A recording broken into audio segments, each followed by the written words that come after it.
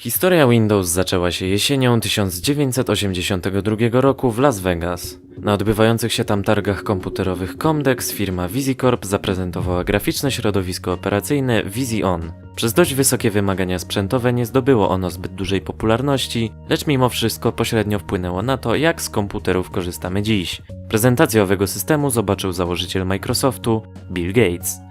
Zainspirowała go ona do rozpoczęcia pracy nad graficzną nakładką na MS-DOSa o nazwie Interface Manager. Nazwa ta nie pożyła jednak długo, gdyż szef marketingu Microsoftu Rowland Henson szybko zaproponował przyjaźniejszą nazwę Windows. 10 listopada 1983 roku w Nowym Jorku firma zapowiedziała premierę swojej tańszej i bardziej funkcjonalnej alternatywy dla VisiOn na kwiecień następnego roku. W 1984 roku nie ukazał się jednak Windows, a pierwszy Macintosh, przy którego tworzeniu miał swój udział Microsoft. W zamian za pomoc firma z Redmond otrzymała od Apple licencję na wykorzystanie niektórych rozwiązań w swoim własnym graficznym systemie, który wydała rok później. 20 listopada 1985 roku pierwszy Windows ujrzał światło dzienne. System umożliwiał uruchamianie graficznych programów MS-DOSa i swoich własnych w oknach oraz obsługiwanie ich za pomocą myszki. Powłoką systemu był MS-DOS Executive, który pokazywał pliki i foldery. Microsoft nie otrzymał licencji na nachodzące na siebie okna, więc musiały być one ułożone obok siebie. Za pomocą przycisku w lewym górnym rogu można było manipulować położeniem i rozmiarem okna, a podwójne kliknięcie zamykało program. Zminimalizowane programy pokazywane były w formie ikony na dolnej części pulpitu. Razem z Windowsem pojawiło się kilka podstawowych aplikacji, w tym m.in. kalkulator, kalendarz do zapisywania ważnych dat z opcją przypomnień, notatnik, monochromatyczny program graficzny Paint, gra rewersji, w którą dalej nie umiem grać, oraz Microsoft Write, edytor tekstu tak zaawansowany, że instalowało się go z osobnej dyskietki. W panelu sterowania można było zainstalować drukarkę, nową czcionkę, zmienić ustawienia myszki, czy nawet dostosować kolory poszczególnych części systemu. Mimo wszelkich starań Steve'a Ballmera,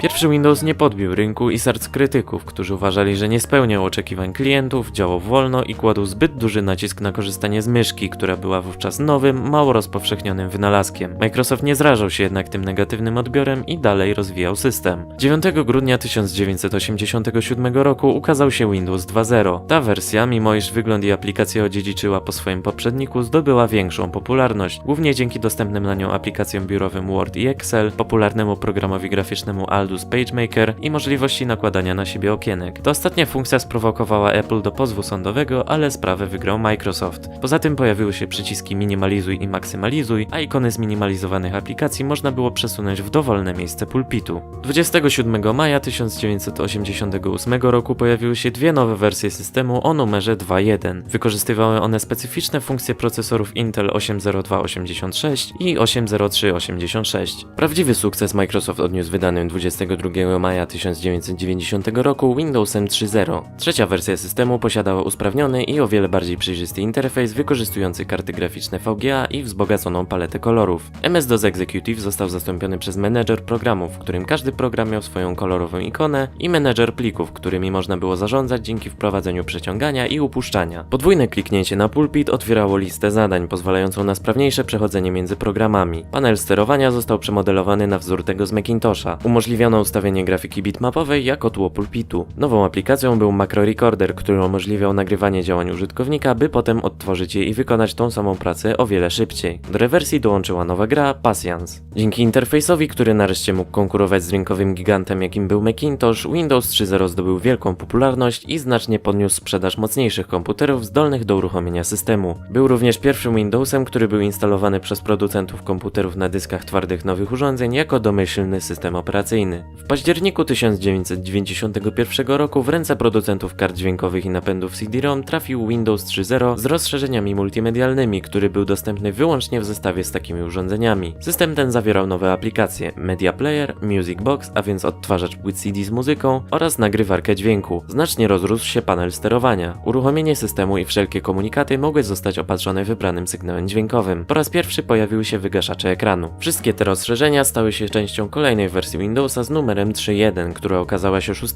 kwietnia 1992 roku. Oprócz nich nowością była obsługa czcionek TrueType, która zwiększyła popularność systemu wśród grafików komputerowych, uniwersalne okienka zapisywania i otwierania plików we wszystkich programach oraz rejestr Windows, w którym przechowywana była konfiguracja elementów systemu. Rewersji zastąpiła nowa gra Sapper. Windows 3.1 był również pierwszym systemem Microsoftu, który ukazał się w polskiej wersji językowej oraz pierwszym, który miał swój dźwięk uruchamiania.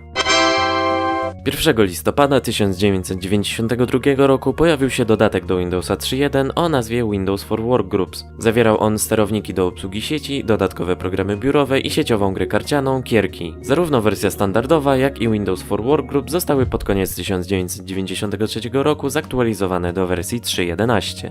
Trzecia wersja Windows nareszcie przyniosła Microsoftowi sukces i nadała mu status czołowego producenta graficznych systemów operacyjnych, choć firma z Redmond na tej wersji chciała skończyć. Od 1985 roku pracowała ona razem z IBM nad całkowicie innym systemem OS 2. Producenci zawarli umowę, według której IBM miało wydać OS 2.2.0 jako następcę wspólnie stworzonego OS 2.1.3 i Windowsa 3.0, zaś Microsoft wyprodukowałby OS 2.3.0. Umowa ta jednak szybko została rozwiązana, OS 2 pozostał przy IBM, natomiast niedokończona wersja OS 2.3.0 została przekształcona w zupełnie nową wersję Windows. 27 lipca 1993 roku Microsoft zapoczątkował nową linię systemów pod nazwą Windows NT, co było skrótem od New Technology, wydając Windows NT 3.1. Odziedziczył on interfejs i numer po Windowsie 3.1, lecz nie wymagał już do działania MS-DOSa, używał systemu plików NTFS oraz był 32-bitowy. Kierowano go do użytkowników biznesowych. System nie przyjął się jednak przez wysokie wymagania sprzętowe, powolne obsługiwanie 16-bitowych aplikacji i brak wystarczającej liczby 32-bitowych aplikacji na rynku. W kolejnych 2 latach Microsoft rozwijał linię NT, wydając kolejno wersję 3.5 i 3.51. Oba systemy były dostępne w 2 edycjach, Workstation i Server. Premiera OS 2.2.0 od IBM zmusiła twórców Windowsa do stworzenia 32-bitowego systemu, który przy tym miałby racjonalne wymagania sprzętowe. Rozpoczęto więc pracę nad projektem Chicago, który miał ukazać się w 1993 roku, opierać się na wbudowanej nowej wersji MS-DOSa i nie wprowadzać żadnych zmian w interfejsie. Plany te jednak uległy zmianie. Projekt Chicago zakończył się 24 sierpnia 1995 roku wydaniem Windowsa 95. Interfejs uległ całkowitej przemianie. Pulpit stał się folderem, w którym można było umieszczać pliki, katalogi i nowy rodzaj plików, skróty. Na dole ekranu pojawił się pasek zadań, na którym znajdowały się etykiety uruchomionych programów i zegar. Po lewej stronie paska zadań znajdował się przycisk Start, który skrywał nowe centrum powłoki systemowej Menu Start. Było to rozwijane menu z dostępem do wszystkich zainstalowanych programów, ostatnio używanych dokumentów, ustawień systemu, wyszukiwarki plików, pomocy, okna uruchamiania programów i przyciskiem wyłączania komputera. Na górze menu Start użytkownik mógł przypiąć własne skróty. Menedżer plików został zastąpiony przez eksplorator Windows, który domyślnie każdy folder otwierał w osobnym, ułożonym kaskadowo oknie. Na pulpicie pojawiły się specjalne foldery. Mój komputer, w którym znajdowała się lista dysków, drukarek, połączeń z siecią i skrót do panelu sterowania oraz kosz przechowujący usunięte pliki na wypadek potrzeby przywrócenia ich. Na paskach tytułowych przycisk zarządzania oknem został zastąpiony ikoną aplikacji, zaś po prawej, obok nowych przycisków minimalizuj i maksymalizuj, pojawił się krzyżyk zamykający okno. Od strony technicznej Windows 95 opierał się na wbudowanym MS-DOSie 7.0, którego uruchamianie było ukryte pod nową animacją z logiem Windows. Nowy dźwięk uruchamiania systemu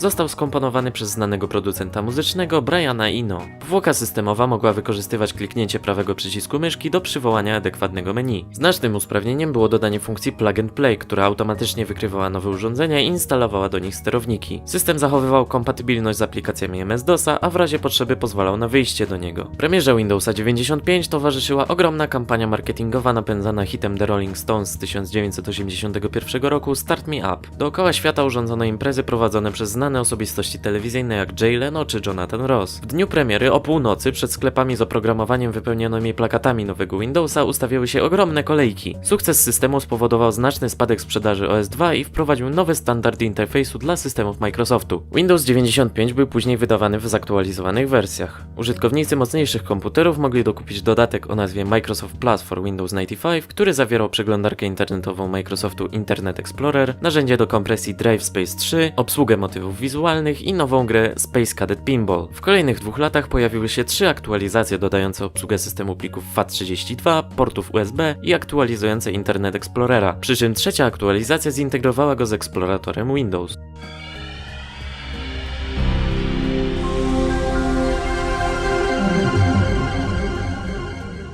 Nowy interfejs przejęła również linia NT łącznie z wydaniem 31 lipca 1996 roku Windowsa NT 4.0. Wersja ta zawierała również niektóre usprawnienia z dodatku Microsoft Plus, dołączała DirectX 2 i Internet Explorer 2.0 oraz zastępowała listę zadań bardziej rozszerzonym menedżerem zadań, który wyświetlał wszystkie działające procesy i wykorzystywane przez nie zasoby. System został wydany w 5 edycjach: Workstation, 3 różnych wersjach serwer oraz wersji Embedded, która miała zastosowanie m.in. w bankomatach i kasach fiskalnych.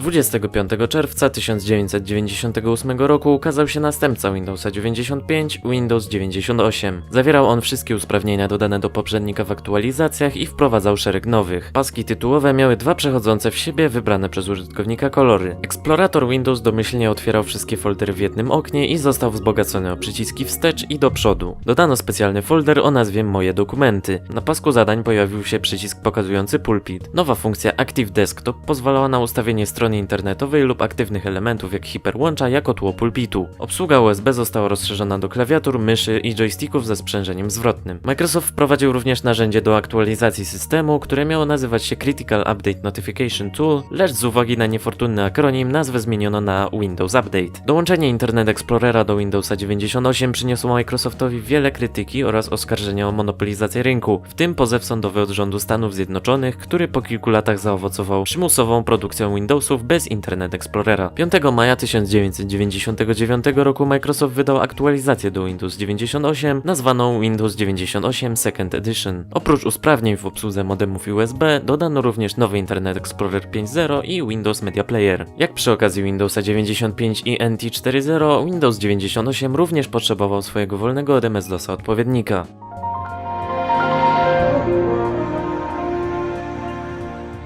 Zjawił się on 17 lutego 2000 roku pod nazwą Windows 2000. Nowościami były wsparcie dla systemu plików NTFS 3.0, czcionek OpenType, wprowadzenie systemu szyfrowania plików, powiadomienia w dymkach oraz narzędzia dla użytkowników z problemami wzrokowymi. W eksploratorze Windows pojawiły się linki do ważniejszych folderów, a także podgląd zdjęć oraz plików wideo i audio. Windows 2000 był dostępny w wersjach Professional, Server, Advanced Server i Data Center Server. Mimo iż reklamowany był jako najbezpieczniejszy Windows w historii, padł on ofiarą wielu ataków wirusów, które zainfekowały setki tysięcy komputerów. Microsoft wydał do systemu 4 serwis paki. Rok 2000 był obfity w nowe Windowsy, jako że 14 września wydano następcę Windowsa 98, Windows ME, co było skrótem od Millennium Edition. Odświeżony wygląd, dźwięk uruchamiania i funkcje zaczerpnął on z Windows 2000. Chociaż ME, nie będąc systemem NT, nadal opierał się na wbudowanym w niego MS-DOSie w wersji 8.0, usunięto jakąkolwiek możliwość wyjścia z Windows do czystego DOSa. Nowym programem był Windows Movie Maker, program do montażu domowych filmów oraz Windows DVD Player. Nowa wersja Windows Media Player wyświetlała wizualizację, umożliwiała nagrywanie płyt z muzyką i kopiowanie jej na urządzenia mobilne oraz miała do wyboru wiele skórek wizualnych. Nową funkcją było przywracanie systemu, które tworzyło obrazy systemu przy instalacji nowych sterowników i było w stanie odtworzyć je w razie niepowodzenia instalacji. Windows ME miał być pierwszym Windowsem NT skierowanym do użytkowników domowych, lecz nagła zmiana decyzji spowodowała pośpieszne wydanie systemu na bazie MS-DOSa. Spowodowało to obfitość w błędy i niestabilność. System szybko zyskał miano Windows Mistake Edition i został oceniony przez krytyków jako jeden z najgorszych systemów operacyjnych w historii. Microsoft nie czekał więc długo z produkcją kolejnego systemu, który miał odzyskać zaufanie klientów.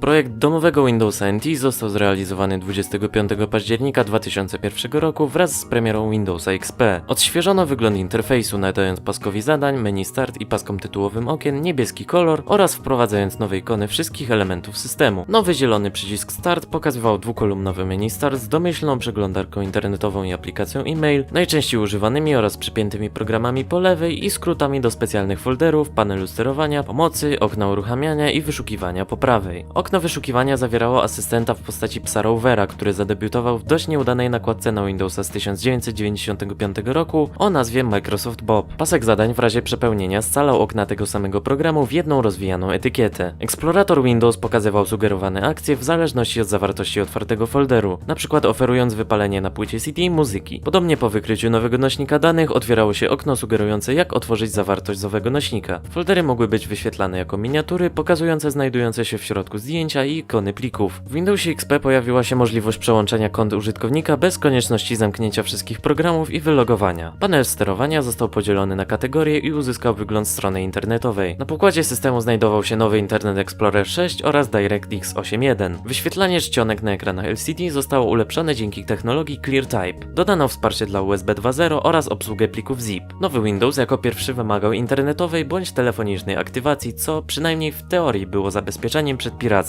Te i szereg innych udoskonaleń, a także wielka kampania marketingowa z reklamą wykorzystującą piosenkę Madonny Ray of Light przyniosły Windowsowi XP ogromny sukces rynkowy. Przez wielu jest uważany za najlepszy system operacyjny w historii. Przez 11 lat od swojej premiery był zainstalowany na największej ilości komputerów spośród wszystkich systemów. Początkowo wydany był w 2 edycjach, Home i Professional, jednak wkrótce zaczęły pojawiać się jego przeróżne wariacje. W 2002 roku producenci komputerów nastawionych na multimedia z kartami TV mogli dołączać do nich Windows XP Media Center Edition. Ta specjalna edycja XPK posiadała zmieniony wygląd interfejsu oraz akcesoria multimedialne, w tym Windows Media Center, pełnoekranowy odtwarzacz muzyki, zdjęć, filmów i telewizji, zaprojektowany do obsługiwania go pilotem. W kolejnych latach ukazywały się jego edycje 2004 i 2005. Tego samego roku Windows XP zawitał także na tablety specjalną wersją Windows XP Tablet PC Edition, przystosowaną do dotykowych ekranów i mniej wydajnego sprzętu. Windows XP był również pierwszym systemem z wersją 64-bitową, a miał ich nawet dwie: Windows XP 64-bit Edition oraz popularniejszą Windows XP Professional X64 Edition. Z drugiej strony spektrum zaawansowania w 2004 roku pojawił się Windows XP Starter Edition. System był sprzedawany na rynkach krajów rozwijających się i miał zachęcić użytkowników, którzy nigdy nie korzystali z komputera, przez dokładną lokalizację, która rozszerzyła się nawet do tapet z lokalnymi zabytkami oraz samouczki uczące podstaw używania Windowsa. Był on jednak pozbawiony wielu zaawansowanych funkcji i mógł uruchomić co najwyżej 3 programy naraz. W 2006 roku Microsoft, chcąc wspomóc użytkowników mniej wydajnych komputerów, wydał Windows Fundamentals for Legacy PCs, a więc bardzo okrojonego Windowsa XP z małymi wymaganiami sprzętowymi. Windows 2000 Server został zastąpiony przez pierwszy z nowej linii systemów serwer, wydany 24 kwietnia 2003 roku Windows Server 2003. Interfejs odziedziczył on po Windowsie XP, natomiast domyślnie używał tylko klasycznego stylu. Wprowadził on aplikację Manage Your Server, która pomagała w ustawieniu odpowiednich opcji dla swojego serwera. Do Internet Explorera dodano Enhanced Security Configuration, która miała zabezpieczać komputer przed niebezpiecznymi witrynami, natomiast w praktyce widziała zagrożenie w całym internecie, włącznie ze stronami Microsoftu. Windows XP otrzymał 3 Service Paki i był najdłużej wspieranym przez Microsoft systemem. Na jego następcę trzeba było poczekać ponad 5 lat, aż do 30 stycznia 2007 roku. Ukazał się wtedy Windows Vista. Interfejs ponownie został unowocześniony, nowy styl Aero opierał się na przezroczystym pasku zadań i paskach tytułowych okien, których kolor mógł dowolnie wybrać użytkownik. Przycisk Start został zamieniony na okrągłe logo Windows. Po prawej stronie ekranu pojawił się pasek z gadżetami jak zegar, kalendarz czy układanka. Do menu Start dodano wyszukiwarkę plików i programów. Po najechaniu myszką na zminimalizowany program wyświetlał się podgląd jego aktualnego stanu. Okna można było zmieniać za pomocą trójwymiarowej animacji Flip 3D. Niektóre okna dialogowe zyskały nowy wygląd z wielkimi przyciskami z dokładnymi opisami ich funkcji. Vista zawierała nowy Internet Explorer 7, Windows Media Player 11, nową wersję Windows Media Center, nowe aplikacje jak kalendarz, mail, galeria i DVD Maker oraz nowe gry jak szachy w 3D i Mahjong. Gry użytkownika dodawane były do nowego specjalnego folderu, w którym można było sprawdzić wydajność swojego komputera. Wprowadzono kontrolę konta użytkownika, która blokowała wszelkie próby wprowadzenia zmian w systemie przez programy, dopóki użytkownik ich nie zatwierdzi. Windows Vista była efektem wieloletnich prac nad projektem Longhorn, które przez problemy z Service Packiem do Windows XP zostały porzucone i rozpoczęte od nowa. System, którego premiera była wielokrotnie przesuwana, okazał się być rynkową porażką. Miał on dla wielu zbyt duże wymagania sprzętowe, był skłonny do błędów, miał problemy z kompatybilnością wsteczną, a kontrola konta użytkownika była niepotrzebnym i denerwującym dodatkiem. Zamieszczanie wprowadziło również wydanie Visty w aż 6 różnych edycjach: Starter, Home Basic, Home Premium, Business, Enterprise i Ultimate. Vista otrzymała 2 Service Paki oraz swój serwerowy odpowiednik Windows Server 2008, wydany 27 lutego owego roku. By odzyskać dobre imię systemu, Microsoft potrzebował jednak zastąpić Vistę nową wersją. Zjawiła się ona 22 października 2009 roku jako Windows 7. Kolejna zmiana interfejsu pogrubiła pasek zadań, zmieniła etykiety programów na ikony oraz połączyła skróty z uruchomionymi aplikacjami. Kliknięcie prawym przyciskiem myszki na ikonę na pasku zadań pokazywało listę sugerowanych działań oraz przypięte do niej pliki. Obszar powiadomień można było dowolnie dostosować. Okienka można było rozszerzyć na pół ekranu, przeciągając je do krawędzi. Usunięto pasek boczny, a gadżety można było ustawić w dowolnym miejscu pulpitu. Paint i WordPad otrzymały interfejs pochodzący z pakietu Office 2007 wstążkę, a więc pasek akcji podzielony na zakładki. Nowością była aplikacja Sticky Notes, czyli miniaturowe notatki wyświetlane na ekranie, a także dotykowy panel wprowadzania dla tabletów PC.